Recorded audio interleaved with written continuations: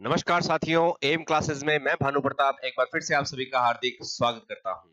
Thumbnail देखकर और पीछे लगी हुई तस्वीरों को देखकर आपको अनुमान लग ही गया होगा कि ये जो वीडियो है ये आपके नेक्स्ट जो 14 तारीख को एग्जाम है, 14 फरवरी को आपका जो एग्जाम है इसरो का, उसके संदर्भ में आपकी मदद करने के लिए मैं लेकर आया हूं। एम क्लासेस का इतिहास रहा है कि यहाँ पोस्ट चाहे किसी भी डिपार्टमेंट में एक या दो क्यों ना हो, एम क्लासेस के धनुधर हमेशा ही चमत्कार प्रदर्शित करते हैं। तो पिछले इसरो के एग्जाम में हमारे यहाँ से 3 विद्यार्थी, जो 3 ही पोस्टें थी शायद, उन तीनों पर ही एम क्लासेस के स्टूडेंटों ने कब्जा किया और अपनी मंजिल को पाने में उन्होंने हमारा सहयोग लिया और हमारे सहयोग से वो अपनी मंजिल तक पहुंच गए। और उस मंजिल पर पहुंचने के बाद में उन्हें जो खुशी हुई, उनके परिवार को जो खुशी है, उसका अंदाजा शायद ही वही बच्चे लगा पाते हैं जो उस मुकाम तक पहुंच पाते हैं। तो आज की इस वीडियो के अंदर मैं आपको 14 तारीख को होने वाले इसरो के एग्जाम के संबंध में थोड़ी सी जानकारी दूंगा, ताकि आप बहुत ही आराम से, बहुत ही तसल्ली से उस पेपर को क्लियर कर सकें। एक छोटी सी स्ट्रेटेजी आपके लिए मैं लेकर आया हूं, इसको जरूर देखिएगा और इस वीडियो को उन लोगों तक पहुंचाने का प्रयास कीजिए जिनका 14 तारीख को एग्जाम है। तो जल्दी से इस वीडियो को शुरू करते हैं। तो सबसे पहले बता देता हूं, इसरो का जो एग्जाम आपका 14 तारीख को है, ठीक है, वो सतीश धवन रिसर्च सेंटर, ठीक है ना, इसरो का सतीश धवन रिसर्च सेंटर का जो एग्जाम आपका रखा गया है वो 14 फरवरी 2024 को रखा गया है। इस एग्जाम को देने के लिए आप सभी विद्यार्थियों को, पहले तो कई विद्यार्थियों के मन में होता है कि क्या करेंगे जाके, पोस्टें कम है ये वो, तो ये मत सोचिएगा, एक एक दो दो पोस्टों पर भी बच्चे लगते हैं, कोई भी पोस्ट खाली नहीं जाती। किस पोस्ट पर आपका नाम लिखा है इसको किसी का कोई आइडिया नहीं है। तो मेहनत करते रहिए, एग्जाम देने जरूर जाइएगा। 14 तारीख वो ऐतिहासिक दिन रहेगा जिस दिन आप अपना इस मुकाम को, इसरो इतना बड़ा नाम है, इतनी ऊंचाइयों तक देश को लेके गया है, इतने विश्व में, पूरे विश्व के अंदर इसरो ने हमारे देश का नाम रोशन किया है। तो उस डिपार्टमेंट से, उस से जुड़ने का जो सुनहरा मौका है उसको आप गवाना नहीं है, आपने गवाना नहीं है। तो जरूर वहां तक आपने जाना है, एग्जाम जरूर दे के आना है। बहुत ही छोटी सी स्ट्रेटेजी है, ज्यादा कोई बड़ी नहीं है और बहुत ही सिंपल सा इनका एग्जाम रहता है। इसमें सिर्फ टेक्निकल पोस्ट, जो technical ITI electrician, technician B के बारे में मैं बात करूंगा यहाँ पर, जो आईटीआई इलेक्ट्रीशियन से संबंधित पोस्ट है केवल उसी की बात करूंगा। वैसे ये पोस्ट सभी लगभग अलग अलग ट्रेड्स की निकाली जाती है और सबकी स्ट्रेटेजी अप्रोक्सीमेट सेम रहती है। इसरो की सबसे बड़ी खास बात है कि ये बच्चों को एग्जाम में सिर्फ वही क्वेश्चन देते हैं जिनकी उनको जरूरत है।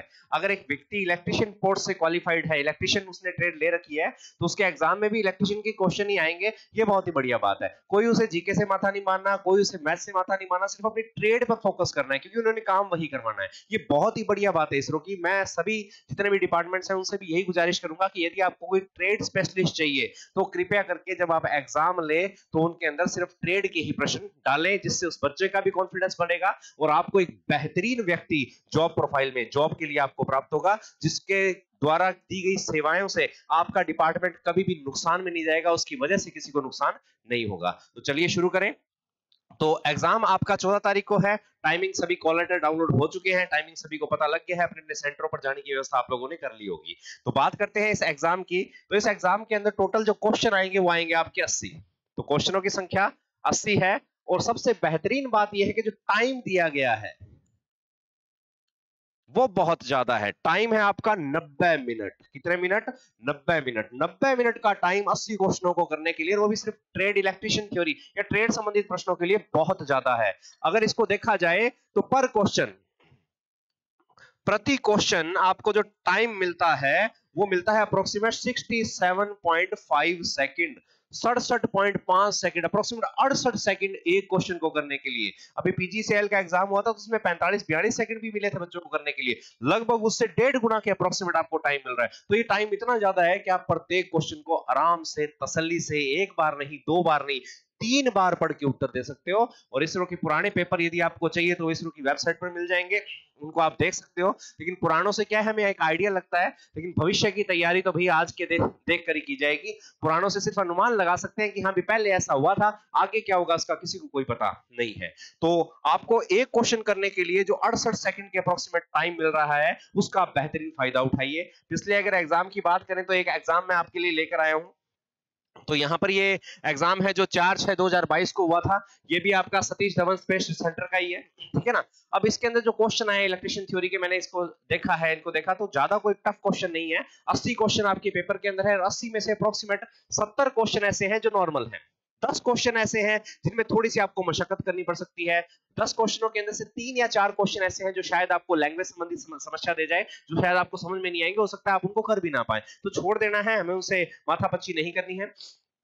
तो जो 70 क्वेश्चन है वो बहुत इजी है। तो 70 के अंदर से यदि आप 70 के 70 अटेम्प्ट करते हो, टोटल क्वेश्चन की संख्या 80 है, यदि आप इनमें से 70 क्वेश्चन अटेम्प्ट करते हो और आपके 65 या 60 क्वेश्चन भी सही हो जाते हैं, तो आप मेरे ख्याल से इसरो के नेक्स्ट लेवल में, नेक्स्ट स्टेप में जा सकते हो, वहां आप अपने आप को प्रस्तुत कर सकते हो। तो बहुत ही सिंपल स्ट्रेटजीज, काफी सरल सरल क्वेश्चन है। मैं सारे क्वेश्चनों पर चर्चा नहीं करूंगा, ये वीडियो प्रश्नों को सॉल्व करने के लिए बनाई नहीं गई है, ये बताने के लिए बनाई गई कि आपने पेपर किस प्रकार से अपना सॉल्व करना है, किस प्रकार से अपने को वहां पर जाकर प्रिपरेशन अपनी दिखानी है। तैयारी आपकी हो चुकी है, मात्र 2 दिन शेष है, जाने की आप व्यवस्था कर रहे होगे, तो जाते जाते रास्ते में ये वीडियो देखिए, दूसरों को भी दिखाइए, ताकि आप सभी सफल हो सके। मैं तो ये कहूंगा, सभी तो नहीं हो पाएंगे, लेकिन जिनकी मेहनत बहुत ज्यादा है, जिन्होंने लक्ष्य इसे बना रखा है, वो जरूर सफल होंगे। तो एक बार इस वीडियो पर जरूर गौर कीजिएगा। तो मेन जो टॉपिक इसके अंदर आए हैं उस पर थोड़ा गौर कर लीजिएगा। जल्दी जल्दी जो रिवीजन आपने लगाना है, इसके अंदर सबसे पहले आपको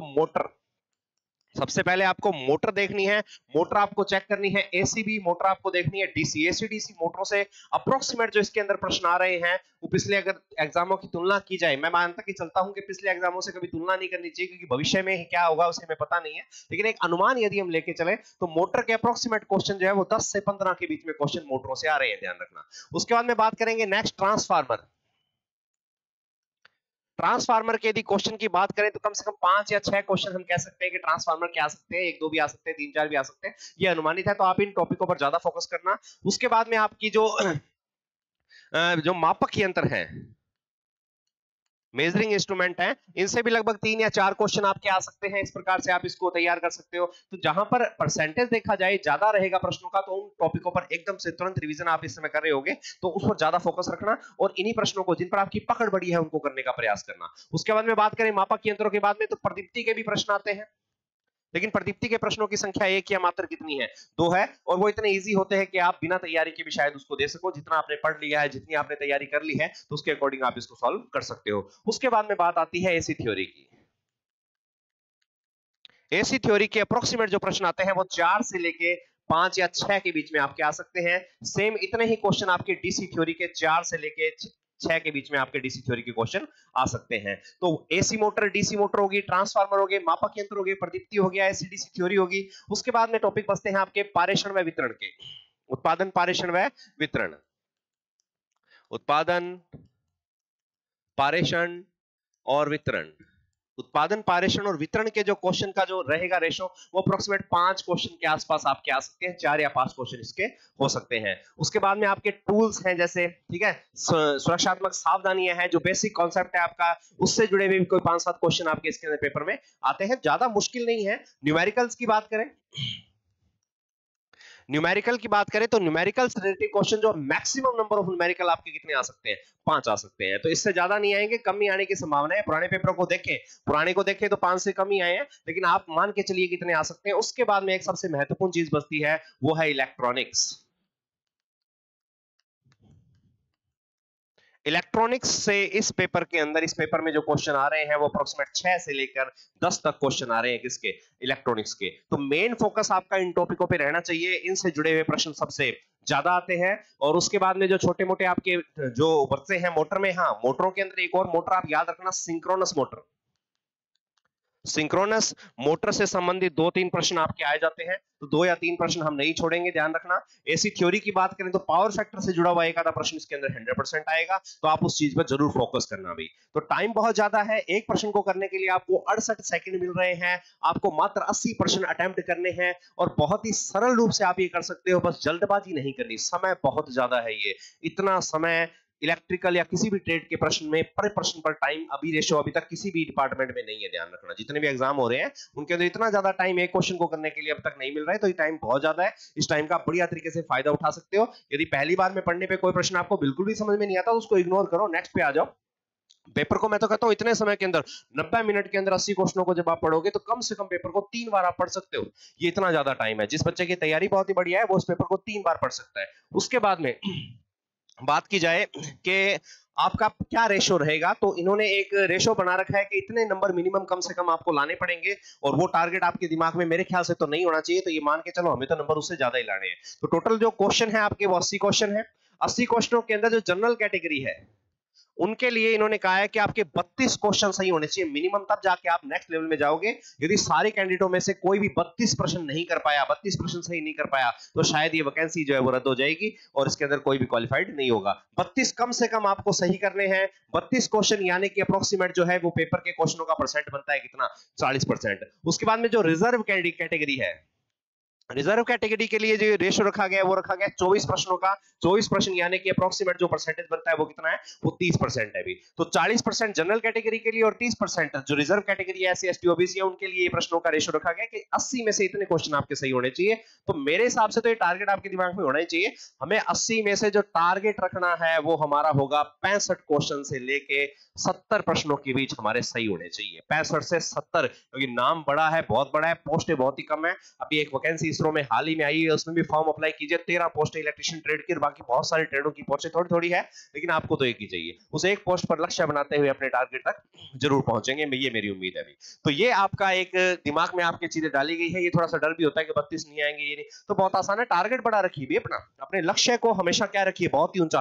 32 से दुगना हमने लक्ष्य रखा है, हमने 65 से 70 का लक्ष्य रखा है। जिनकी तैयारी बेहतरीन है वो इसको जरूर सॉल्व कर पाएंगे। उसके बाद में पेपर की बात की जाए तो पेपर में जो पिछला इतिहास रहा है, कभी 90 क्वेश्चन, कभी 100 क्वेश्चन। अभी जो फिलहाल फॉर्मेट चल रहा है वो 80 क्वेश्चनों का चल रहा है। इस लास्ट क्वेश्चन पे आते हैं 2022 वाले पेपर पर, तो 80 क्वेश्चन इसके अंदर दे रखे हैं। तो 80 क्वेश्चन है, कोई ज्यादा मुश्किल नहीं होगी मेरे ख्याल से। और दिमाग को सेट करके जाइएगा कि 1.5 घंटा बहुत होता है। यदि आपने टेस्ट दिए हैं, ऑनलाइन दिए हैं, ऑफलाइन दिए हैं, तो इस 1.5 घंटे के अंदर आप इन प्रश्नों को बहुत ही आराम से कर सकते हैं, और ये इतने मुश्किल होते नहीं है, ध्यान रखना। ठीक है, तो ये था।